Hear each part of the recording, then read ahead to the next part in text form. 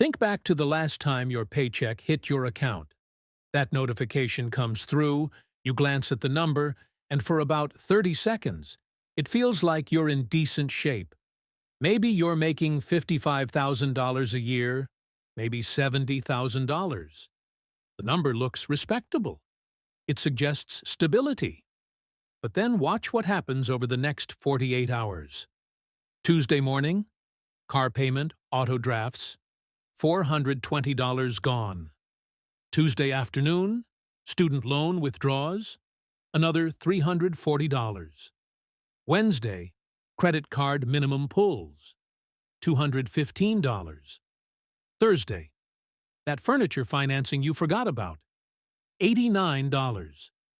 By Friday, you're looking at the same account balance you had 2 weeks ago, even though a full paycheck just came through. You tell yourself, this is normal. Everyone has payments. You're managing it. But here's the question nobody asks.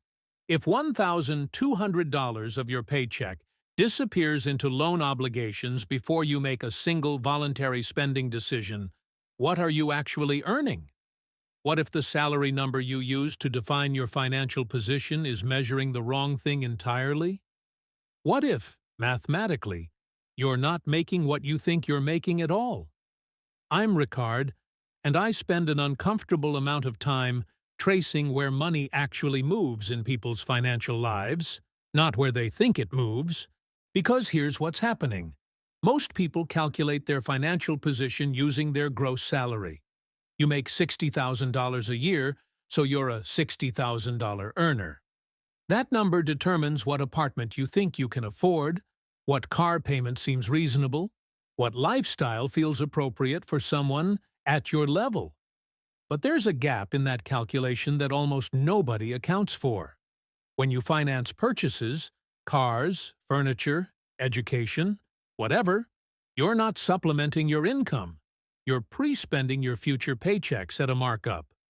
Those paychecks still show up every 2 weeks, but they're already allocated before they arrive.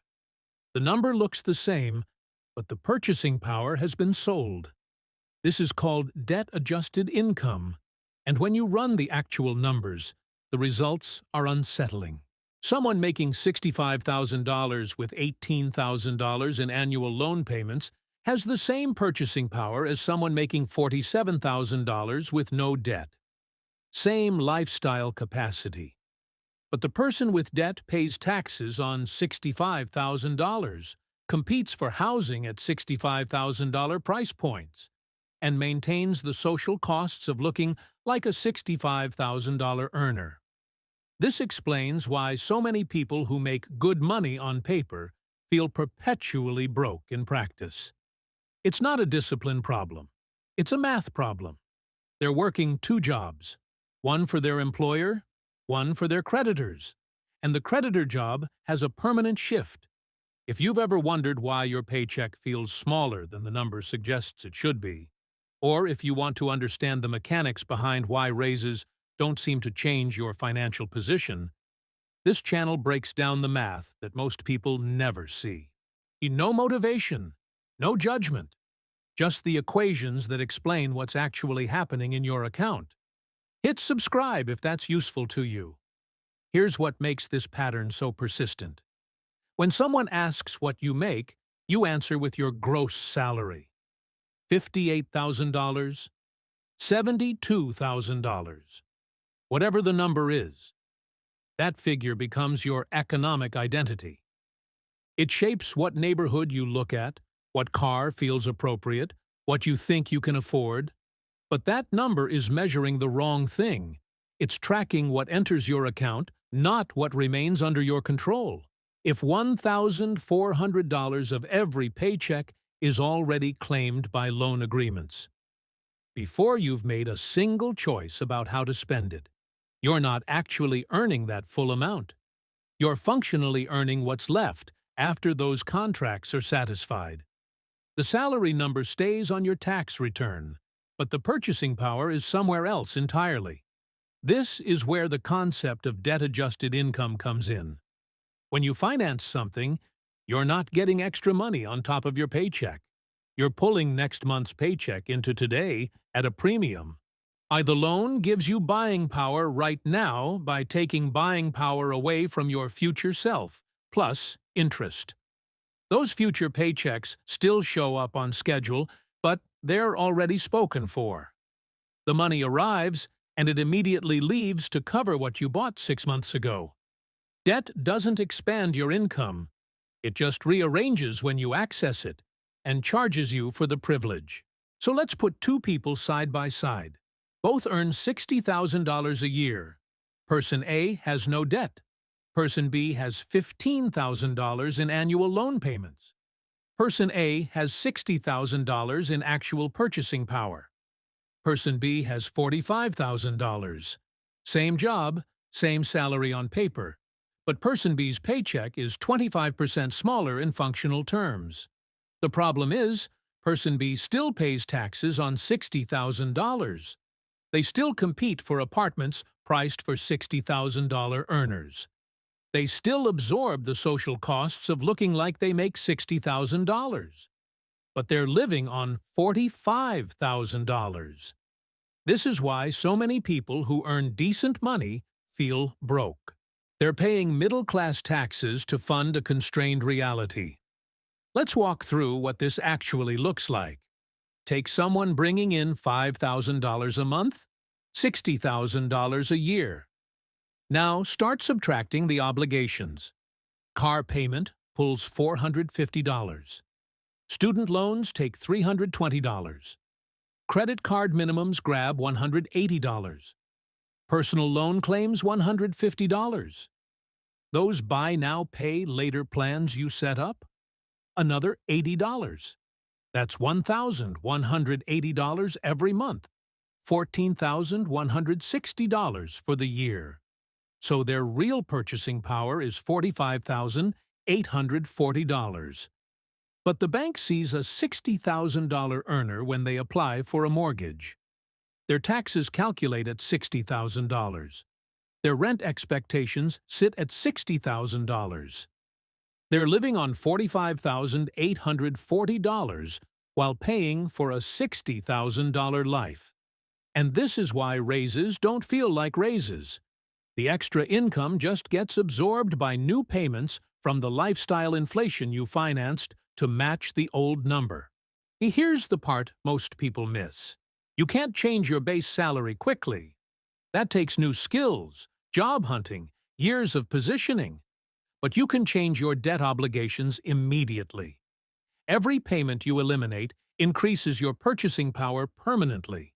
Clear a $400 monthly payment, and you've just given yourself a $4,800 annual raise that never gets taxed. The math is straightforward. Paying down debt boosts your net income faster than climbing the career ladder, especially when you factor in interest. But here's the trap. Financing new purchases while you're still carrying existing debt makes everything exponentially worse. Each new obligation shrinks future purchasing power, which creates the exact conditions that make borrowing again feel necessary. The cycle feeds itself. This is how the trap actually works. When you're deciding whether to finance something, you're asking the wrong question. You're asking, does the monthly payment fit in my budget? Instead of, am I willing to reduce my future income by this total amount? A $30,000 car at $500 a month feels manageable. Right, but that's $500 less purchasing power every single month for 5 years. $30,000 plus interest pulled from future paychecks. You make the purchase decision when your purchasing power feels high. You pay the consequences later, when it's already constrained. The paradox is simple. The more you borrow to afford your current lifestyle, the less you can actually afford going forward. You're trading permanent capacity for temporary access. Look, the usual responses come up here. But I need a car for work. Sure. The question isn't whether you need it. The question is whether the monthly obligation is dropping your effective wage below what other options might cost. Everyone has student loans. True, But commonality doesn't change the math. Widespread debt just means widespread reduction in purchasing power across millions of people. I can handle the payments. Probably. But handling payments means your purchasing power is permanently lower. It's manageable constraint, not prosperity. This isn't about shame. It's about making the cost visible. Someone earning $60,000 with $15,000 in debt obligations isn't broke because they're careless. They're broke because $15,000 of their income is already allocated before it arrives. So here's how to see it for yourself. Pull up your monthly debt obligations. Everything with a contractual payment. Car loan, student loans, credit cards, personal loans, any financing plans. Add them up. Multiply by 12. Now subtract that annual total from your gross salary. What's left is your actual purchasing power. Write that number down somewhere you'll see it. This is your real income. This is the constraint. Every financial decision should run against this number, not the salary number. Next time you're about to finance something, ask, if I take this on, my purchasing power drops to this new lower number. Do I want to live on that? Here's what that gap actually represents. The difference between your stated income and your actual purchasing power is sold future time. Every dollar going to debt obligations is a dollar of tomorrow's work that's already been claimed. Financial expansion doesn't come from just earning more. It comes from owing less. A $50,000 earner with zero debt has more freedom than a $70,000 earner with $25,000 in annual obligations. The gap between what comes in and what's already spoken for, that's where choice lives. The wider that gap, the more control you have over your time and money. The narrower it gets, the more locked in you are. Financial freedom isn't the income number, it's the percentage of that income you actually control.